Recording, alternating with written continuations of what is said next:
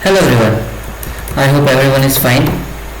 तो आज हम अपने नेक्स्ट टॉपिक की तरफ बढ़ते हैं, मैकेनिकल प्रॉपर्टीज ऑफ फ्लूइड की तरफ। और ये जो चैप्टर है ये ज़्यादातर थियरी है इसमें, इसीलिए मैं बुक का रेफरेंस ले रहा हूँ। हम न्यूमेरिकल्स भी इसके करेंगे, लेकिन थियरी के लिए हम बुक यूज़ करेंगे ताकि आपको पढ़ने में थोड़ी आसानी हो। ठीक है, तो मैकेनिकल प्रॉपर्टीज ऑफ फ्लूइड। तो पहली बात तो फ्लूइड होता क्या है।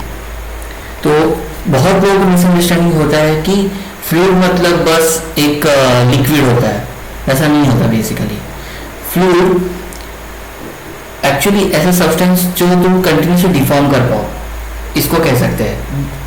अब अगर आप ध्यान से पढ़ो तो आपको आइडिया आएगा कि फ्लूइड सिर्फ वाटर या फिर लिक्विड फॉर्म में होता है, वो गैस स्टेट में भी होता है। ठीक है, अब मैं आपको सिंपल सा एग्जांपल देता हूँ। जैसे कि मेरे पास टूथपेस्ट है, जैसे कि यहाँ पे एग्जांपल दिया हुआ है कि एक टूथपेस्ट है। तो टूथपेस्ट का जो फ्लो है उसको हम उसको बोल सकते हैं वो फ्लो हो रहा है। मोल्टन लावा है, उसको बोल सकते हैं कि वो फ्लो हो रहा है।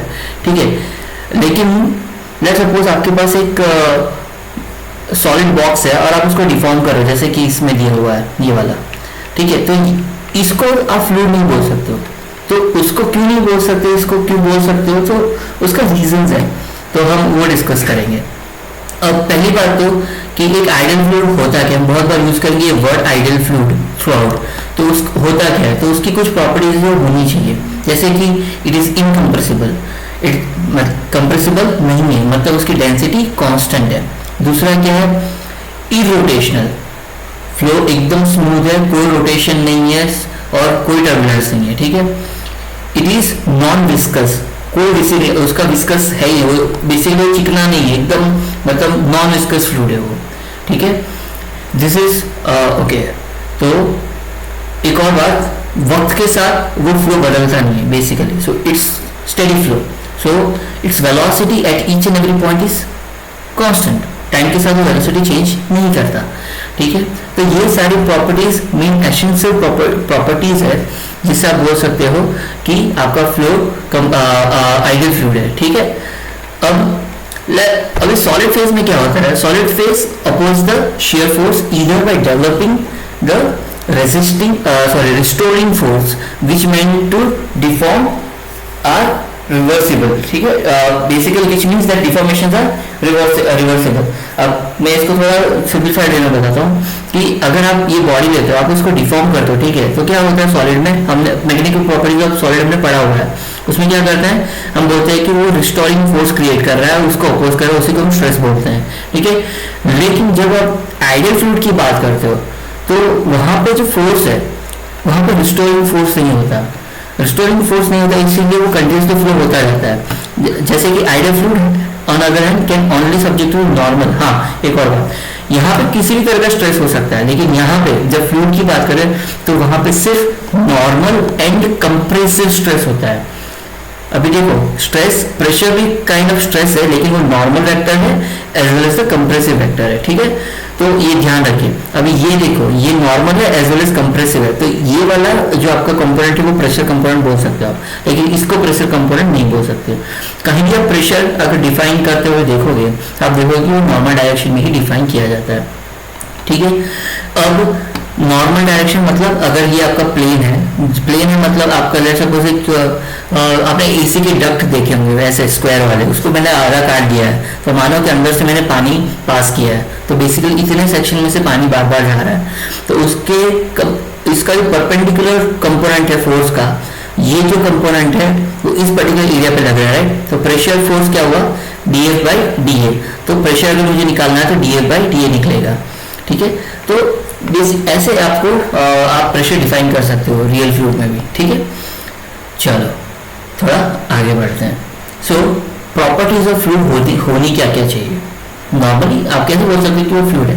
So they do not oppose any deformation as I mention before. Okay, they get permanently deform. अगर वो डिफॉर्मेशन को रेजिस्ट कर रहा है मतलब वो प्रेशर फोर्स नहीं है, मतलब वो फ्लूइड नहीं है, आप बोल सकते हो सॉलिड है। ठीक है, they have no ability to flow,